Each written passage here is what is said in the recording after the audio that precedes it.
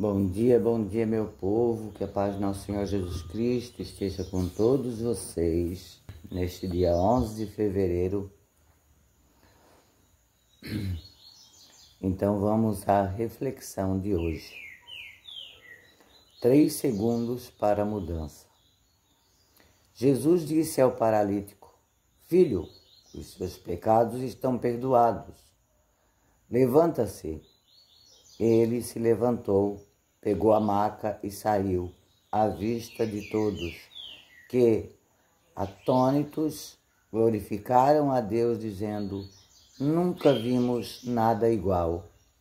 Marcos, capítulo 2, versículos 5 a 12. Nessa passagem, vemos a história de um homem paralítico que, com uma frase de apenas 3 segundos, teve sua vida completamente transformada por Jesus. A frase para que tudo mudasse foi: Filho, os seus pecados estão perdoados. Esse relato nos leva a refletir sobre como usamos o nosso tempo e como Deus pode agir rapidamente em nossa vida. Imagine uma ampulheta, símbolo do tempo. Assim como ela, nossa vida está em constante movimento. Mas mesmo quando parece que o tempo está se esgotando, Deus pode realizar maravilhas em apenas alguns segundos.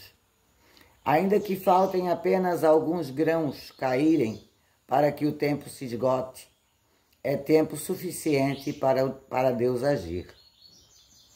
Refletindo sobre nossas próprias limitações, percebemos que medo, rejeição, frustração e desânimo podem nos paralisar. No entanto, em um encontro com Jesus, tudo pode mudar em um piscar de olhos. Mas aceitar o convite dele para a transformação é essencial em meio às lutas espirituais. Ele nos oferece aceitação, proteção, perdão e condições plenas para uma vida nova. Ele nos olha nos olhos e diz: Filho, os seus pecados estão perdoados.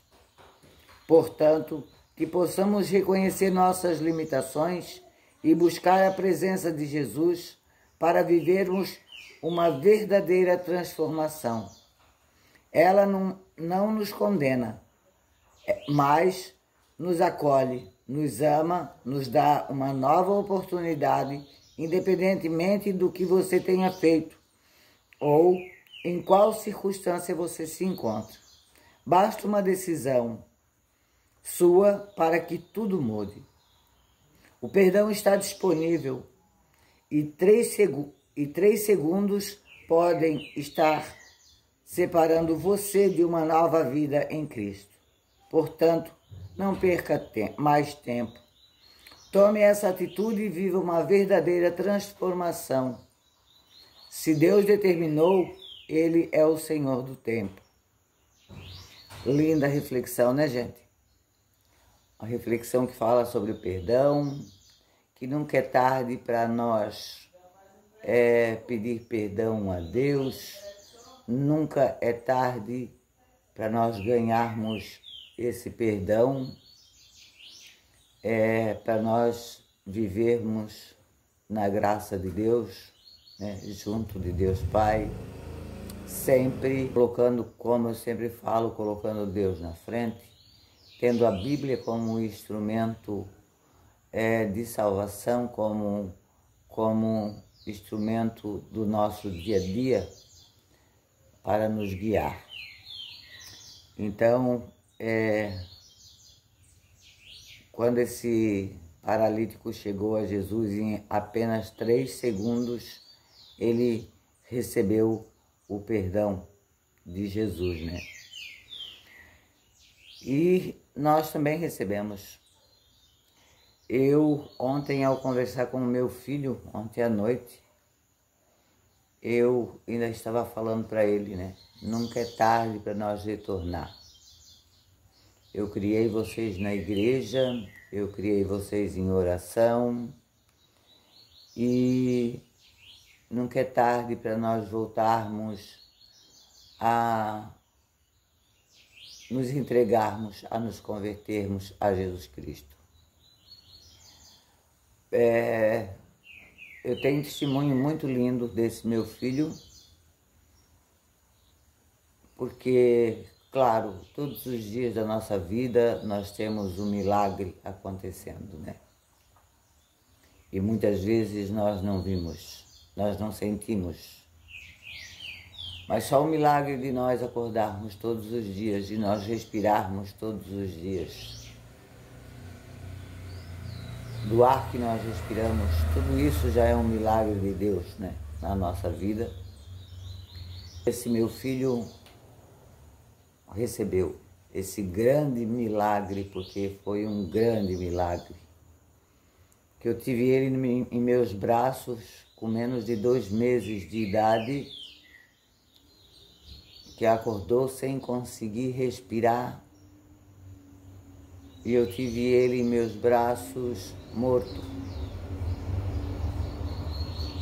E eu me prostrei e pedi com muita fé, muito apavorada, que o meu filho voltasse. Eu tinha apenas 15 anos. Que meu filho voltasse, que meu filho voltasse à vida. E, no entanto, após o meu pedido, ele voltou a respirar e começou a chegar ajuda, porque eu não tinha experiência nenhuma. E ao estar levando ele para o médico olhar, né, nós sofremos um acidente de carro, que quem olhava o carro dizia que todos tinham morrido, ninguém tinha escapado daquele acidente. O carro, ele caiu pirambeira abaixo, ficou com as rodas para cima, isso lá em 1984. E, no entanto, graças a Deus, meu filho não teve ferimento nenhum. Meu filho foi sim hospitalizado devido à infecção que ele estava na via respiratória. Ele iria fazer 2 meses, dia 24 de outubro, e isso aconteceu no início de outubro.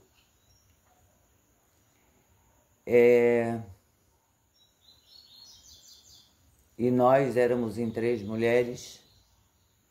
Na época não tinha essa coisa de usar cinto, né? Os carros eram mais simples. A motorista era uma mulher, que era, no caso, na época, o mestre do barco que o meu ex-marido trabalhava. E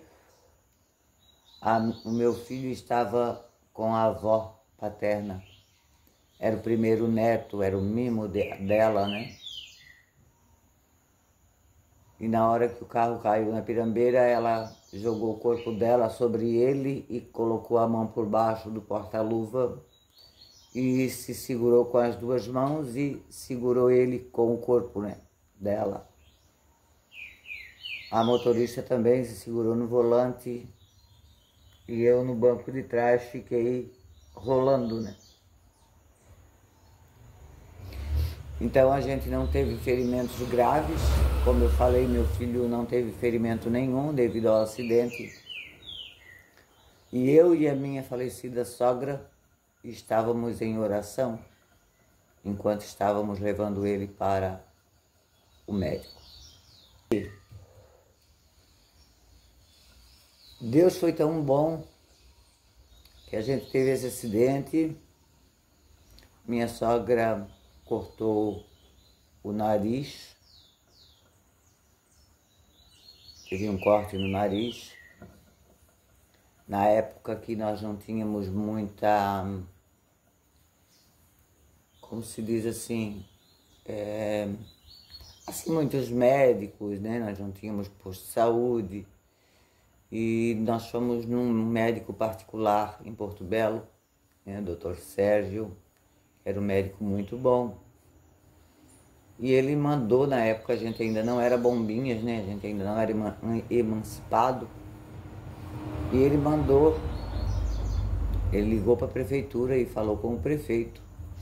E mandou um carro levar a minha sogra para o Hospital Marieta, para que eles, né, ponteassem o nariz dela, porque era terrível anestesia no nariz.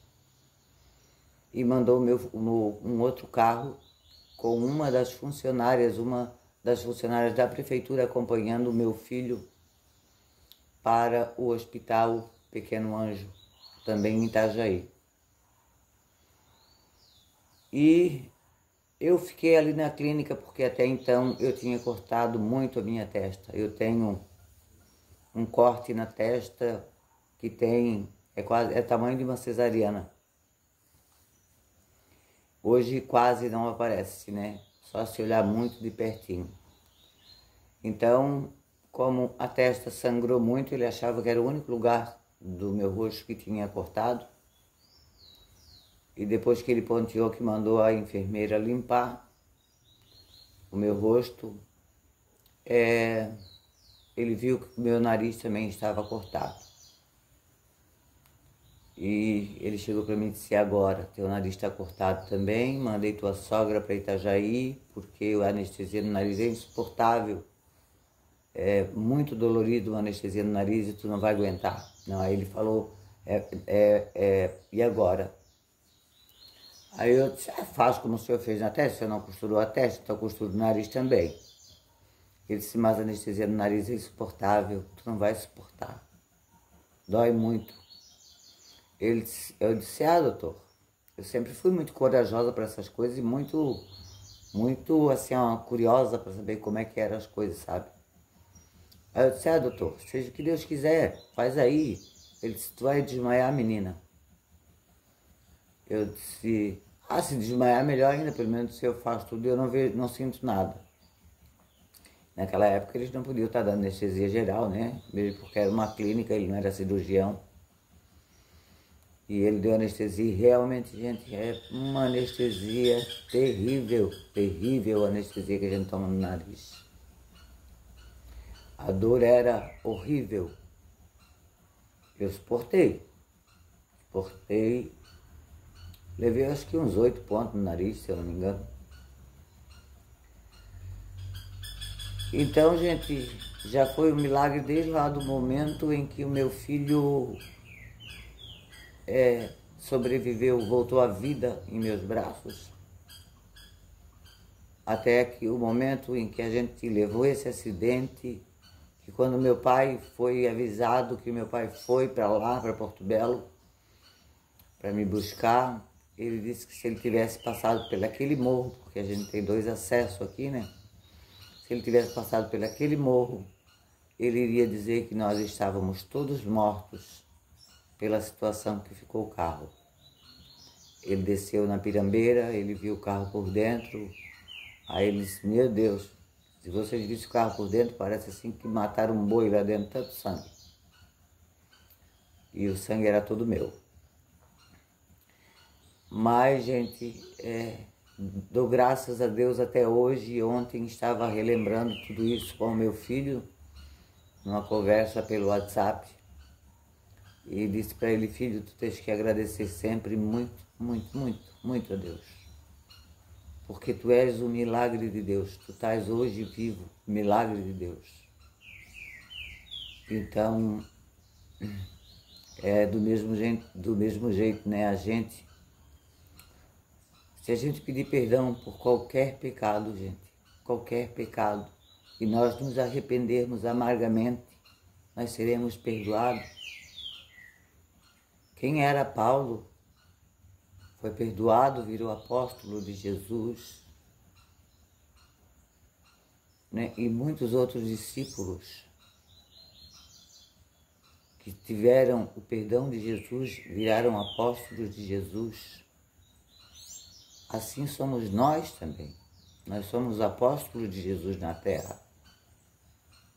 Somos falhos, somos pecadores,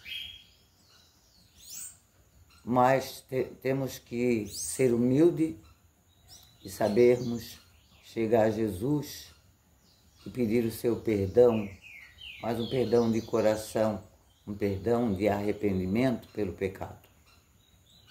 Então é isso, gente, já ficou bem longa, né, a minha reflexão. Preciso molhar minhas plantas que já estão sentindo. O tempo aqui em Bombinhas está muito quente, não choveu mais, e então a gente tem que cuidar das plantinhas. Um beijo grande no coração de vocês, que Deus abençoe grandemente e reflitam essa mensagem que eu acabei de fazer para vocês.